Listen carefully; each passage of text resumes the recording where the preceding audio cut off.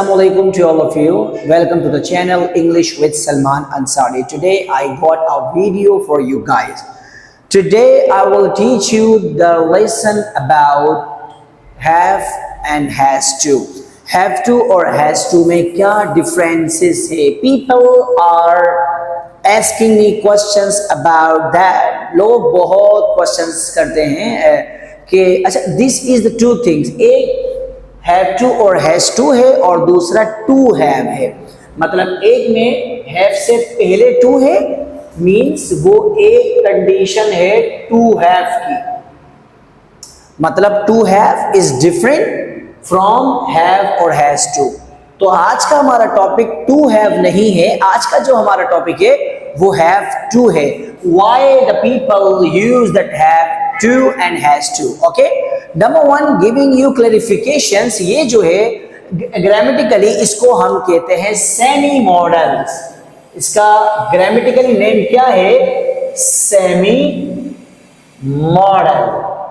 तो guys remember that इसका जो ग्रामेटिकली नेम है वो है semi modal verb. And then why we people use that, लोग इसको क्यों, हम इसको क्यों इस्तेमाल करते हैं? It is used in two situation, two condition. ये दो तरह की कंडीशन में इस्तेमाल किया जाता है. Number one compulsion and number two requirement. इसकी दो कंडीशन है. Number one compulsion, number two requirement. अब ये दोनों क्या कंडीशन है, ये होती क्या है? कंपल्जन का मतलब होता है मजबूरी. जब हम कोई भी काम अपनी मजबूरी में करते हैं जो हमारा दिल नहीं करता. मिसाल के तौर पर मैं कहूं कि I want to speak English, मैं इंग्लिश बोलना चाहता हूं, ये काम तो मैं चाहता हूं. अगर मैं ये कहूं मुझे उर्दू बोलनी पड़ती है, मैं उर्दू बोलना नहीं चाहता लेकिन मुझे उर्दू बोलनी पड़ती है. Number one, the first example of the compulsion. अच्छा, रिक्वायरमेंट का क्या मतलब होता है? रिक्वायरमेंट का मतलब ये होता है कि जब कोई काम मेरा मजबूरी में नहीं होता वो काम करना मेरे लिए जरूरी होता है. तो जब इसकी ट्रांसलेशन, कुछ दो तरह की इसकी ट्रांसलेशन होंगी.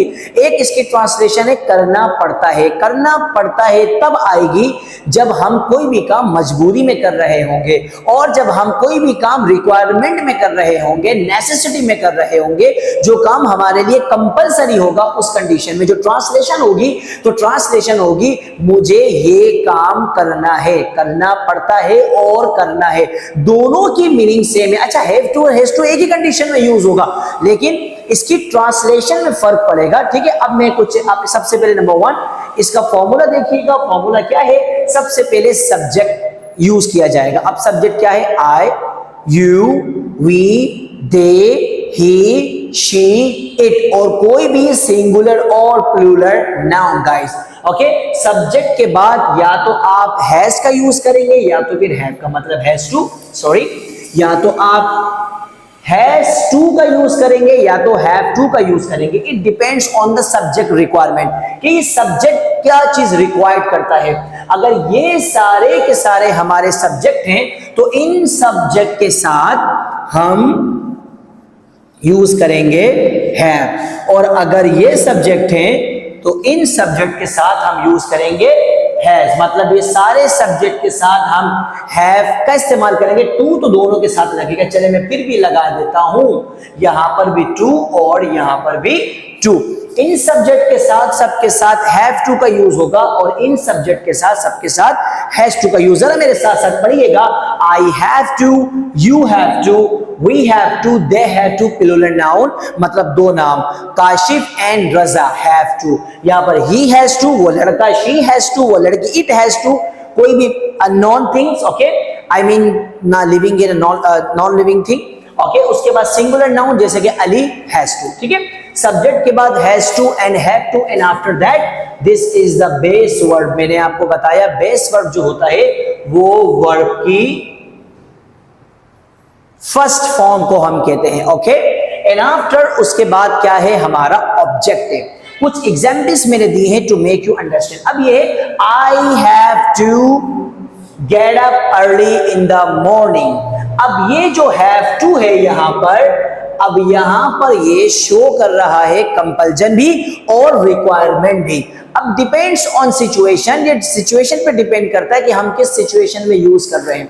अगर मैं इसको सुबह सवेरे मुझे उठना पड़ता है, ये मुझे काम बिल्कुल भी नहीं पसंद और ये काम अगर मैं अपनी मजबूरी में कर रहा हूं तो इसकी ट्रांसलेशन में कुछ इस तरह से ट्रांसलेट करूंगा इसको कि मुझे सुबह सवेरे उठना पड़ता है।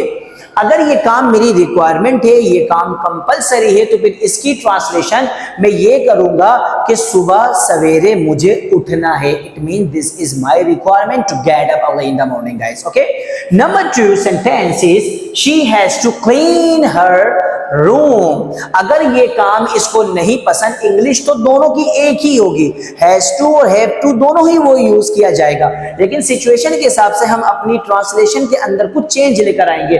अगर होगा she has to clean her room, अगर ये काम उसको नहीं पसंद, वो ये काम मजबूरी में कर रही है, तो ट्रांसलेशन होगी इस लड़की को अपना रूम साफ करना पड़ता है। अगर उसकी ये रिक्वायरमेंट है, नोबडी इज हियर, कि यहां पर से घर पे कोई भी नहीं है, उसकी ये नेसेसिटी है, उसकी कंपल्जन नहीं है, उसके लिए काम कंपलसरी है, तो उसकी रिक्वायरमेंट है, तो फिर इसकी ट्रांसलेशन निकलेगी उस लड़की को अपना घर साफ करना है। सो गाइस, ये कुछ सेंटेंसेस हैं, हमारे 2 सेंटेंसेस हैं टू मेक यू अंडरस्टैंड। अब कुछ प्रैक्टिस में आपके करवाऊं सेंटेंसेस में। अगर आप ये कहें कि I have to speak Urdu in class, being an English language teacher, मैं एक इंग्लिश लैंग्वेज का टीचर हूं, and I want to speak English more and more, but I have to speak Urdu in class so that a student can understand me, ताकि लोग मुझे समझे। तो यहां पर मेरी मजबूरी नहीं है, यहां पर मेरी रिक्वायरमेंट है गाइस कि मुझे यहां पर उर्दू बोलनी है। क्यों बोलनी है? क्योंकि ताकि स्टूडेंट मुझे समझ सकें।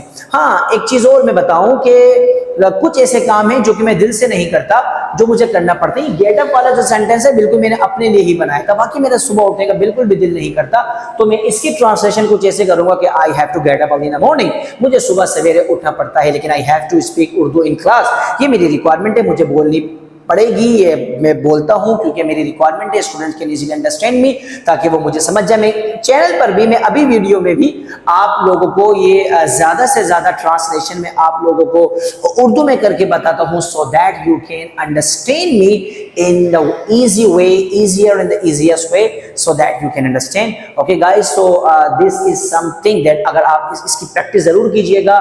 हैव टू की और हैज टू की, इसका नेगेटिव भी बनता है, इसका इंटेरोगेटिव भी बनता है, बट आज ही वीडियो में मैं नेगेटिव और इंटेरोगेटिव नहीं बताऊंगा, क्योंकि इसकी पूरी एक सीरीज है डू और डज की, डू एंड डज की। सबसे पहले मैं कॉमन सिंपल वे की एक वीडियो बनाऊंगा, उसमें मैं आप लोगों को सारी सिचुएशन बताऊंगा कि कहां पर डू लगता है, कहां पर डज लगता है। जब डज लगता है तो वर्ब के साथ कुछ चेंजेस आती है।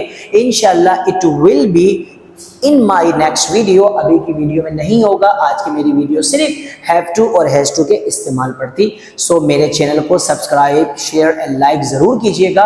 और इस वजह से मैं कह रहा हूं क्योंकि मैं जितनी भी एफर्ट कर रहा हूं, मैं जितनी भी वर्किंग कर रहा हूं, मुझे इससे मोटिवेशन मिलेगी और मैं न्यू वीडियोस और अच्छी नॉलेज आपके साथ शेयर करता रहूंगा। Thank you so much guys, remember me in your prayers and do practice a lot the people around you. If you are doing practice again and again, so you will be perfect in your English. Okay, it is said that practice makes perfect. Okay, thank you so much, remember me in your prayers. Allah Hafiz everyone.